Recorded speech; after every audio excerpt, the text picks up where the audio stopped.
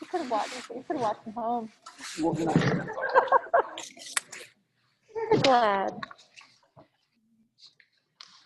My agenda is in my other area. All good.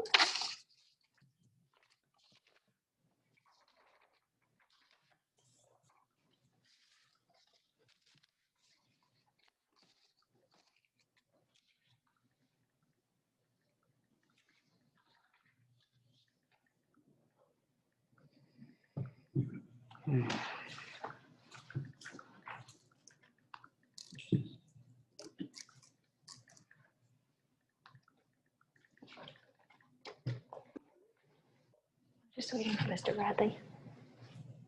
Oh, nothing.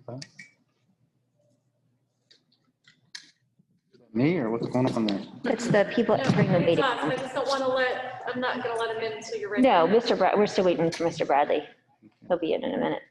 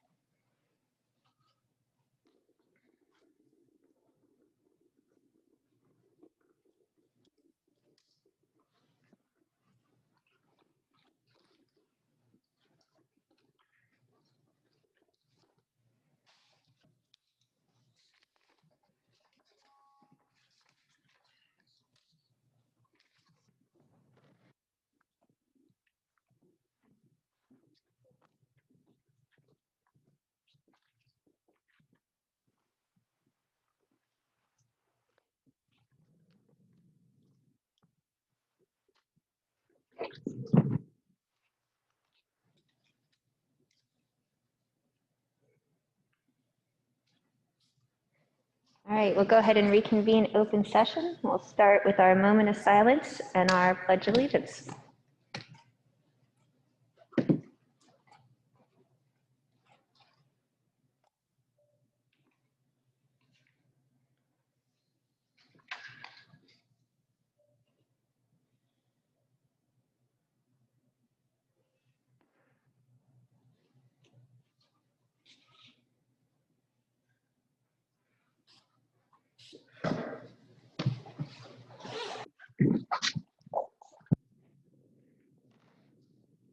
I pledge allegiance to the flag of the United States of America and to the republic for which it stands, one nation, under God, indivisible, with liberty and justice for all.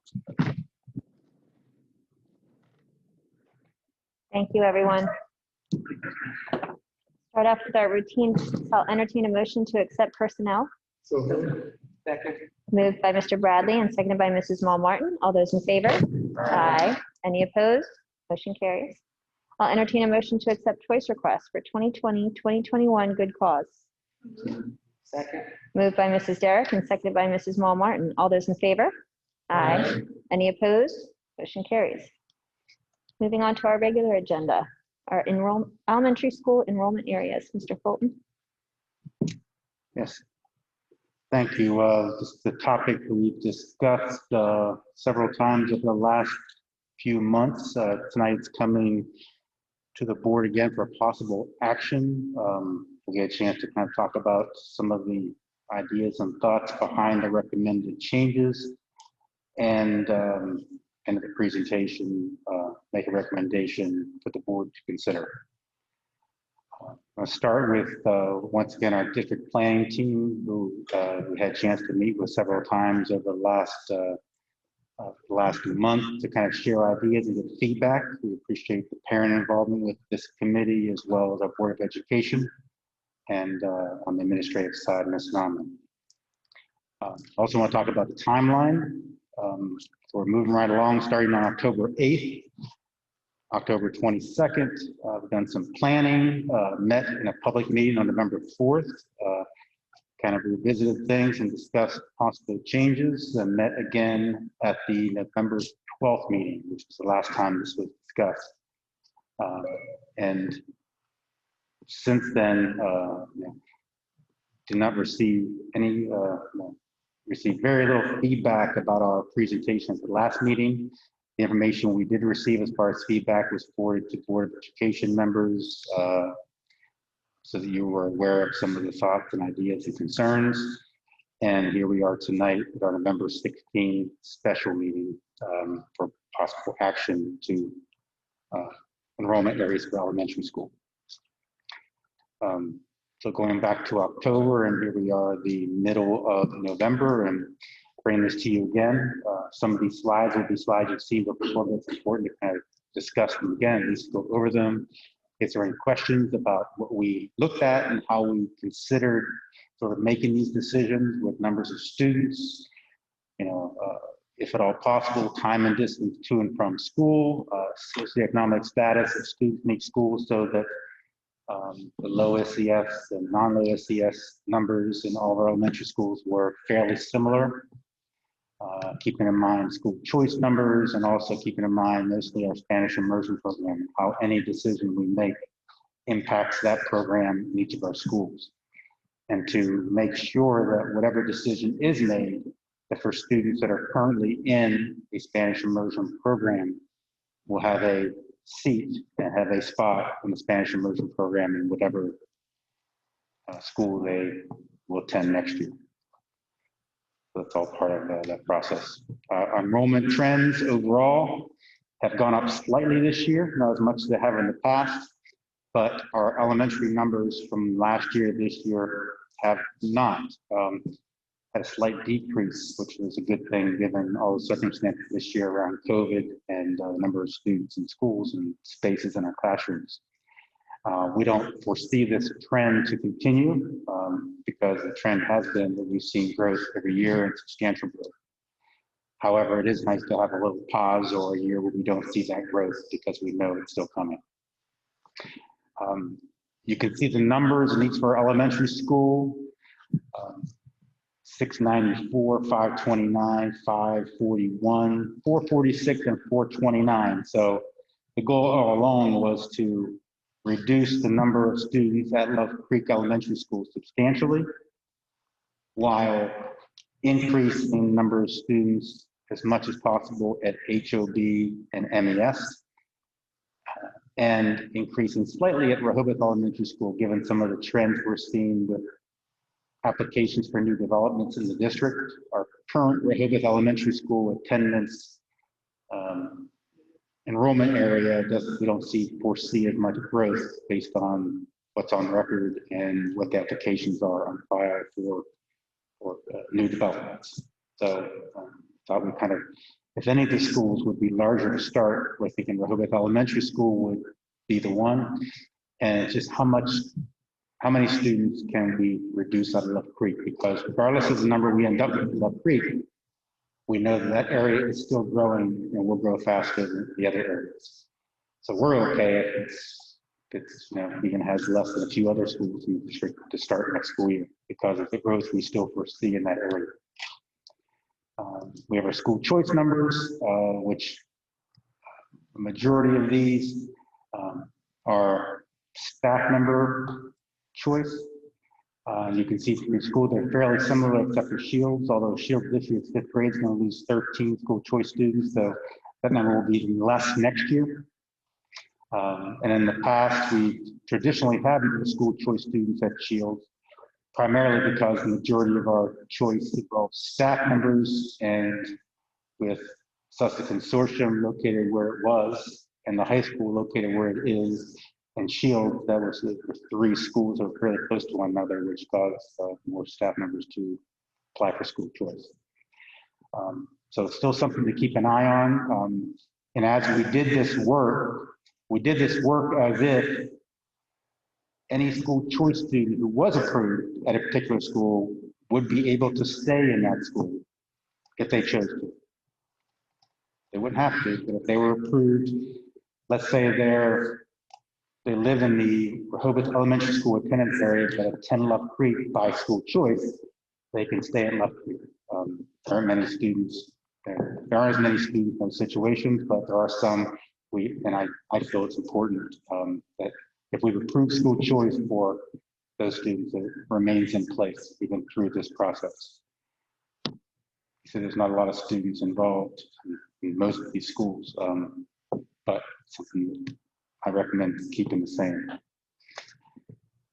So the process that we went through, we started with the 5 enrollment areas and started talking about ways that we could sort of move students around, and we broke our 5 enrollment areas into 14 and kind of, okay, which of those could move, or which ones could we move to MES that were at Love Creek? But it turned out that the numbers of students in those enrollment areas, when there were only 14, were too large, and we didn't want to move any more students than we really needed to.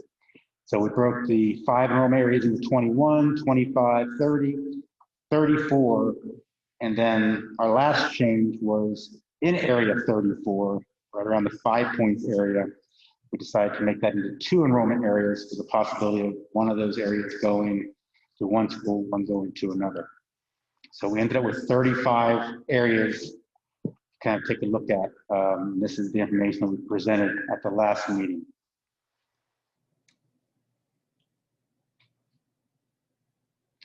Here's the 5 areas as they are now, with the dots being the students. And I'm on a little bit of a delay here, so I apologize. And you can see those 5 areas currently and where they stand with the number of students in them. We've already talked about this briefly about Love Creek Elementary School being the biggest concern, and also trying to find ways, if at all possible, to increase the numbers of students at both HOB and MES. And here we are with the 34 areas. And 35 areas. 35. Thank you. I'm 2 weeks behind. You can see the majority of the smaller areas are in the Love Creek attendance zone, because that's the zone that need to be decreased the most. We did take a look at a few of the areas in the Milton Elementary School attendance zone. We took a look at like 26, 27, 28, 29, 30. Those were on the east side of Route 1, also 15 and 16. In Model 2, which was presented last meeting and is being presented again this evening, there was a decision not to move any of those areas from Milton Elementary School, but we did consider that, and that's why they're broken up as they are. There is one small area for HOB off of Webb Road, which is on the bottom corner of this map, number 4, on the right side of 4, right in the bottom there's a little slice of that where Webb Road is. So part of this recommendation is that the right side of Webb Road, which there are no students that live there right now that would attend either school. But when they do have students, those students would attend Milton Elementary School. That road leads right into Shingle Point, which leads right into the town of Milton, into right next to Milton Elementary School. So just the closeness to Shingle Point and how that leads into Milton, sort of. And like I said, there's just a few houses in that little triangle in that area, which you can't see in this map, but that is part of this recommendation, that those houses would be part of the Milton Elementary School attendance zone, which no students currently live in. But in the future, there may be. So you can see the 35 areas, and just trying to think of ways to divide these 35 areas so that we balance the number of students more and better. If Love Creek Elementary School loses, enough students leave Love Creek that we feel comfortable that given 3, 5, 7 years from now, we'll still be fine. With the growth, who knows, but it'd be nice if our decisions that we make this evening could last at least 5 years. In some districts, they do this every year. In other districts, they do it every 10 years based on their situation. The fact that we are growing means that we'll probably have to do this more often than some others, but hopefully no sooner than 5 years would be the hope and plan. This shows us each of the 35 areas and how many students are in each of those areas. So as we made decisions about who would go where, this helped our team decide, which areas to consider based on how many students are in them. Some of these areas have 0 students in them, but they possibly have students in the future, those kind of things.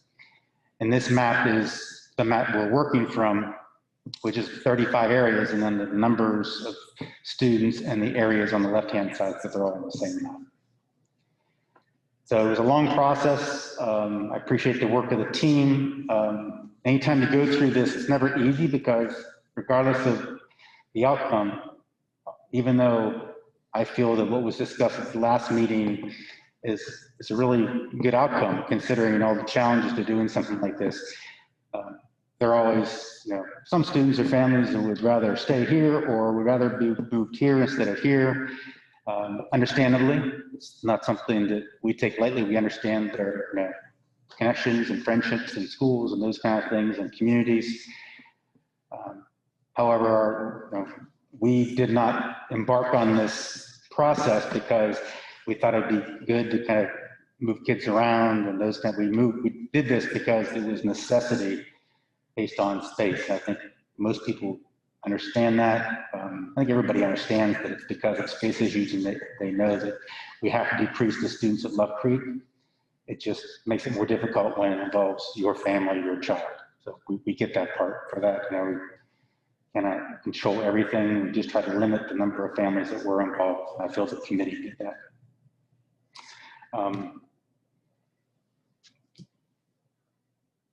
So this is Model 2, which was presented at the last meeting.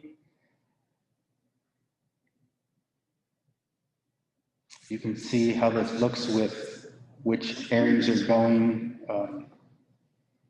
to which schools. You can see the top part of the map, or all those students in the past went to MBS. They were all green for this year, but for next year, the right side of Route 30 on the top part of the district, we're going to a different school, going to MBS, to HOB.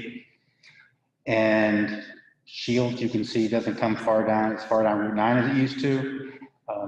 You can see how MES boundaries come down into the south area, which is the area that Love Creek currently is. That area south of Route 9, those students went to Milton Elementary School before Love Creek was Love Creek. In fact, there are very few students that moved when we made the 5th elementary school.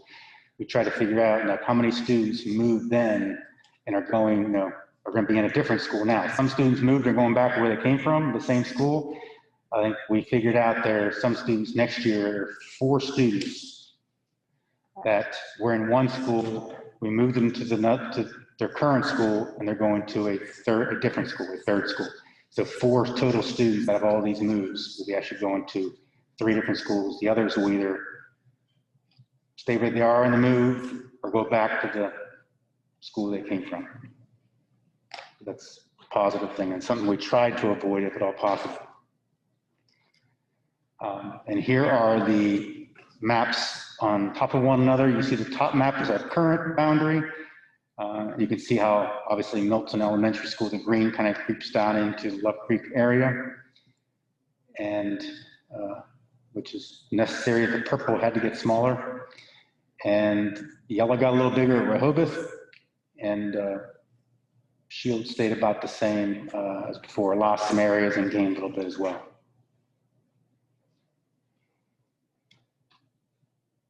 And this is an example of a change map. There is one area on this map that should be not colored in. It's the area right along Route 9, which is the area 31, I believe, which 31 currently attends Love Creek Elementary School, and that's where they'll be staying. So this map is not the map that you all as board members are voting on this evening. This just gives you a general idea about how many students in the district will be attending a different school that they currently attend next year. You can see that the majority of our district doesn't have any color at all. That means those students would attend the same school. The majority of students that are attending somewhere different would be the green, which is Love Creek, which needs to happen because of the space and the size. And based on that, you can see where the numbers are as we have them now. For HOB, 477, 518 for Milton, 556, 520, and 558, and the corresponding areas below them that make up those new enrollment areas. Percentage of free reduced lunch are also included, which was part of our discussions as well. All this kind of plays into things. Nothing by itself none of the decisions we made were based on, everything all by itself. We had to think about everything involved. The main idea and the most important thing was to move students out of Love Creek because of the space. And then in doing so, we wanted to keep an eye on a few other things as we did that as much as possible. Percentage of students that free and reduced lunch was one of them. Distance to and from school was another, those kind of things. So it's kind of a tricky process in that way because you have one main goal, but in making any changes, you have to consider 5 or 6 other things. This slide sort of gives you a comparison between the numbers. We did present a Model 1 at the first public meeting as a starting point. We knew that wasn't the end point because Love Creek still had almost 600 students. But you look at the top, which was where we are now, to the bottom. So HOB did increase from 446 to 477, Milton 429 to 518, Shields 541, 556, and Love Creek from 694 students down to 520 students. Hoboth Elementary School 529 to 558. So based on sort of what our team went in to do, I feel that the planning team did the best that they could, that we could, given a lot of the constraints that were had. We'd always like to see a few more students in the Milton schools, but didn't feel that that was a deal breaker to kind of mess, other situations up with other schools and having 2 less than other schools and those kind of things. So we think it's a good landing spot for all of our schools for the next at least 5 years. We also know that we have Sussex Consortium students at HOB, even though they have the fewest number of students. And we also talked about early childhood programs and ECAP and those kind of things, and talked about HOB being the school that those programs would be in when we are able to do that again after COVID. So that would be some of those space issues. There'd be more space there to provide those programs for those students as well.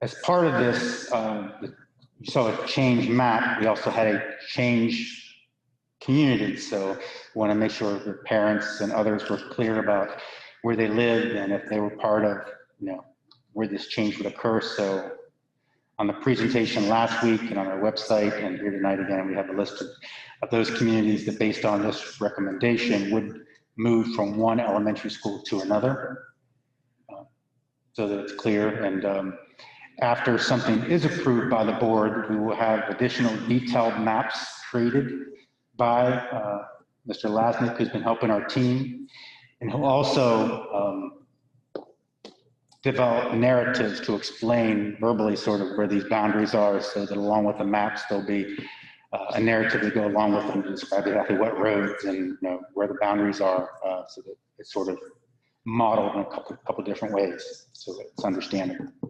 So that will occur after a decision is made and something is approved.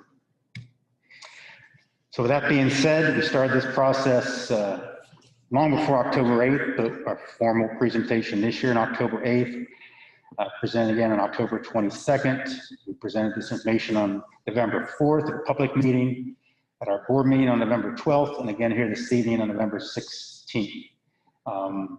And based on the feedback from you all, as well as feedback from our K-5 enrollment email address and others, I feel that the presentation made and the recommendation that was made at the last meeting for Model 2 is the model that I recommend that the Board of Education approve moving forward for the 21-22 school year for our elementary schools. Questions or comments from the board? Mr. Ackerman? I think you've done a really great job of this. Because something that Janice had mentioned at the end of the last meeting about the free and reduced lunch, but then I just asked her about it, and she said we can average them. And I think it probably would be really hard to do to have it all be equal, because 3 of the schools qualify and 2 don't. Shields is off by 2%, Love Creek off by 4%. And I know there's so many variables with CAP and merchant. But are those schools, is Shields not going to qualify for that, or will they get to be? So just to clarify for everybody on Zoom and in the audience, previously in our school district, we have been able to have free breakfast and lunch for students in schools that have a higher low SES number. When we, pre-COVID, we had HOB, MES, and Mariner Middle School were enrolled in that program.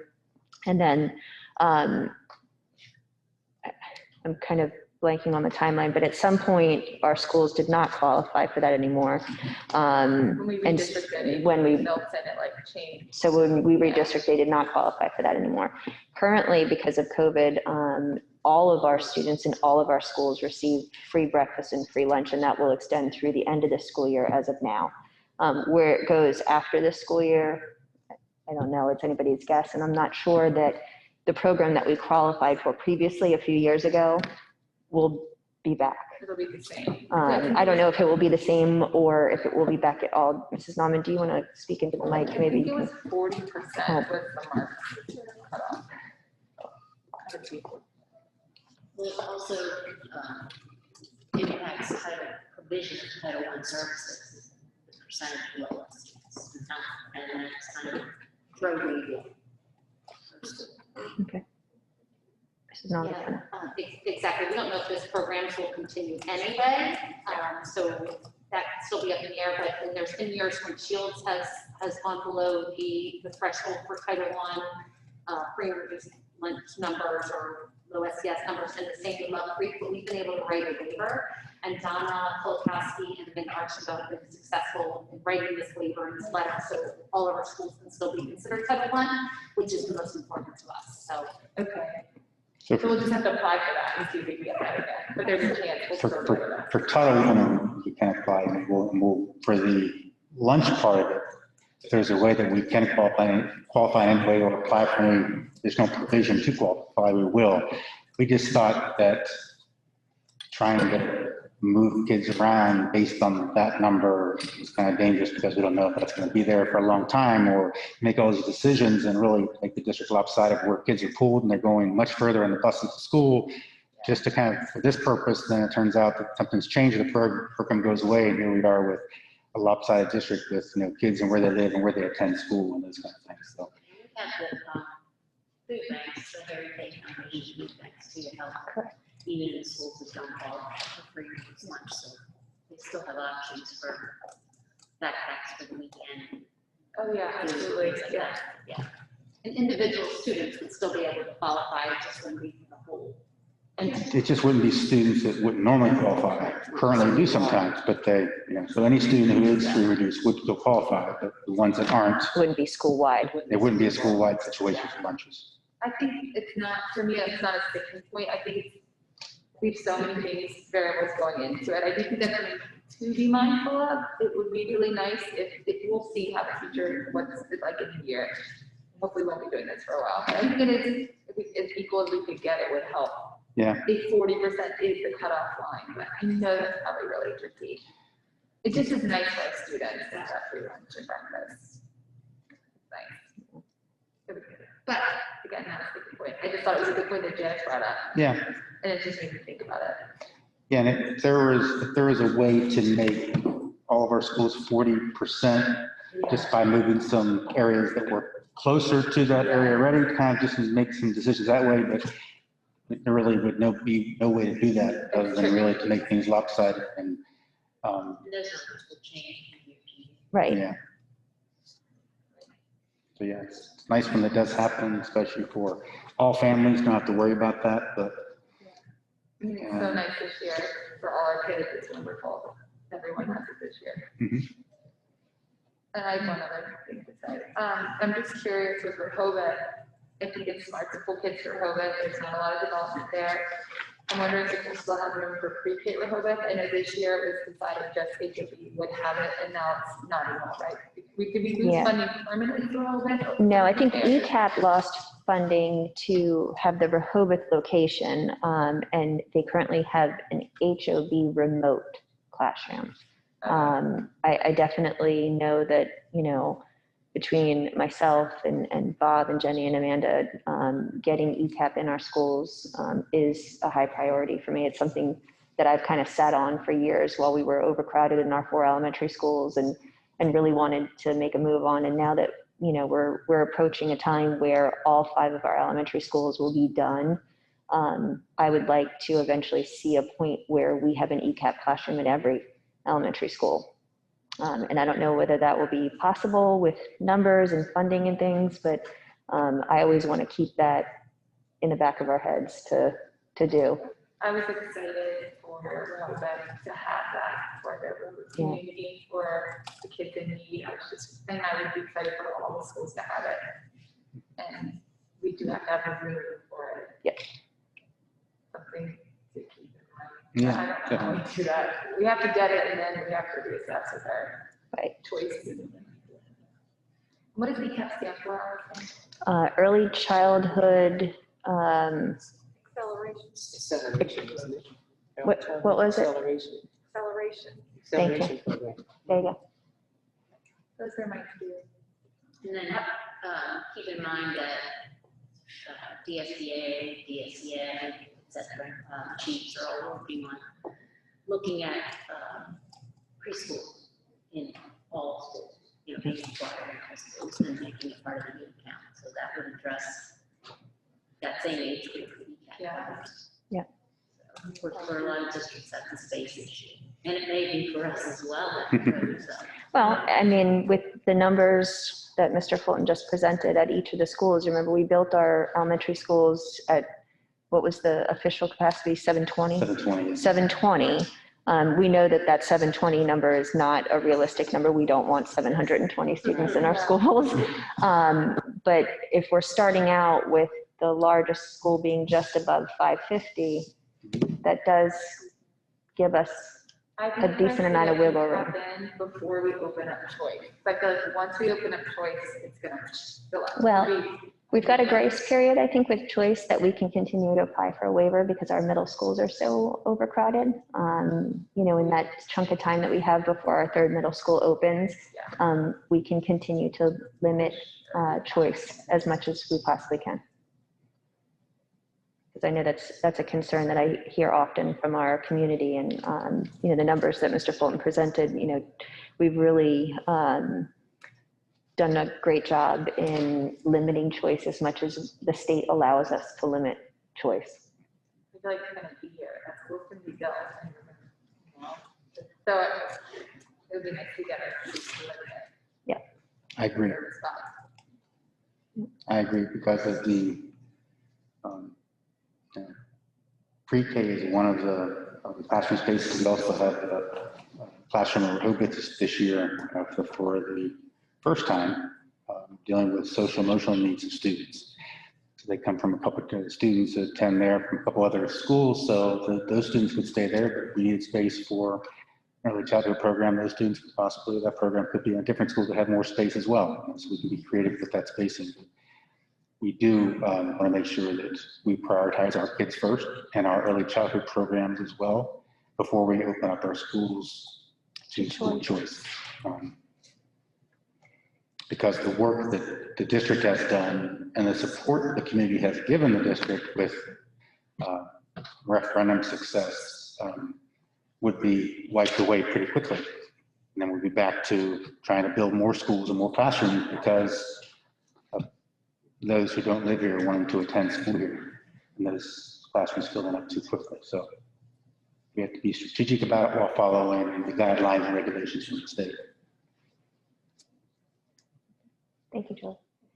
Any other questions or comments?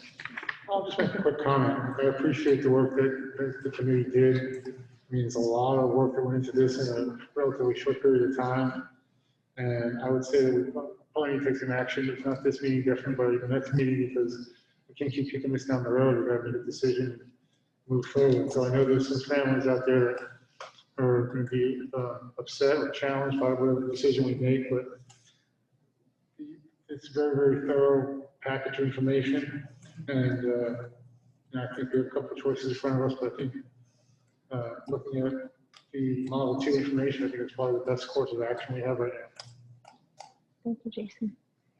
I would agree with what Jason said also, that I think that, and I appreciate all the work that the committees have done, that you and of course Bob and Jenny have done. I know you put in hours, a lot of thought went into it. And I'm agreeing that I don't think we need to keep moving this down and down the road. It is something that we need to address at this time. And, you know, I'm looking at all the work that you did with number 2, and I just think maybe that is our best option. I agree. I think it's very transparent. Done a nice job. Thank you. Mrs. Tyndall is unable to be with us tonight, but she does fully support Model 2. She wanted everybody to know.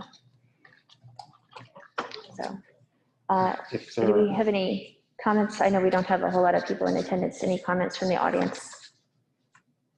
All right, well, with that, I will entertain a motion to approve Model 2 as presented by Mr. Fulton. So moved. Moved by Mrs. Small Martin and seconded by Mr. Colick. All those in favor?